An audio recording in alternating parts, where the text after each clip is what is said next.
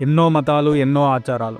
ఒకరి మతాలను మరొకరు గౌరవించుకునే సాంప్రదాయాలు, ఒకరి పండుగలకు మరొకరిని స్వాగతించే అభిమానం, ఇవన్నీ ఉండే ఒకే ఒక చోటు మన భారతదేశం.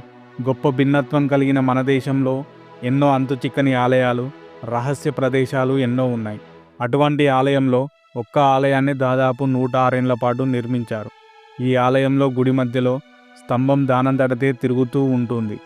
ఆ ఆలయం ఏంటో, ఆ ఆలయ చరిత్ర ఏంటో తెలుసుకుందాం. అలాగే ఈ వీడియోను స్టార్ట్ చేసే ముందు మీ సపోర్ట్గా ఒక లైక్ చేయండి చాలు. మైసూర్కి 149 కిలోమీటర్ల దూరంలో, అస్సాం జిల్లాకు 31 కిలోమీటర్ల దూరంలో హలేపీడులో ఉన్న ఆలయం బోయసలేశ్వర ఆలయం. శివుడు, విష్ణుమూర్తి ప్రధానంగా భక్తులచే పూజలు అందుకుంటున్నారు. హలేపీడ్ 12వ-13వ శతాబ్ద కాలంలో బోయసల రాజ్యానికి రాజధానిగా ఉండేది. ఆ సమయంలోనే ఈ ఆలయం నిర్మించబడింది. ఈ ఆలయాన్ని విష్ణువర్ధనుడు నిర్మించినాడు అని స్థల పురాణంలో చెబుతుంది. ఢిల్లీ సుల్తాన్ కాలంలో ఇక్కడ దాడులు జరగడంతో అనేక శిథిలాలు ఇక్కడే మిగిలిపోయాయి. అందుకే దీనికి హలేపీడ్ శిథిల నగరం అని, పాత నివాసం అని పిలుస్తున్నారు. ఈ ఆలయాన్ని 106 ఏళ్ల పాటు నిర్మించారు.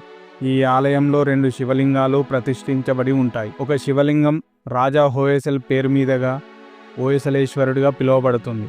మరొక శివలింగం రాణి శాంతలాదేవి పేరు మీదుగా శాంతలేశ్వరుడిగా పిలవడం జరుగుతుంది.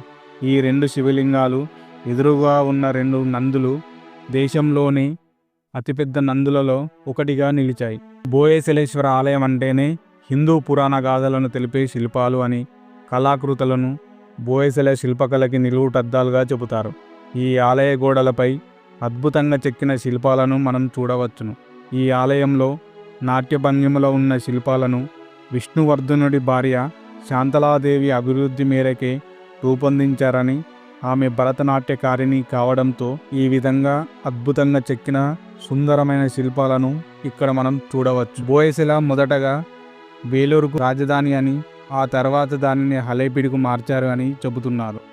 వేలూరులో వైష్ణవ ఆలయం నిర్మించగా హలేపీడులో శివాలయాన్ని నిర్మించారు. వేలూరులోని చెన్నకేశ్వర స్వామి ఆలయం మధ్యలో నరసింహస్వామి స్తంభం ఉంటుందని, దీనిపై రామాయణం, మహాభారతం, అనేక పురాణ గాథలు ఇక్కడ చెక్కబడి ఉన్నాయి అని చెబుతున్నారు.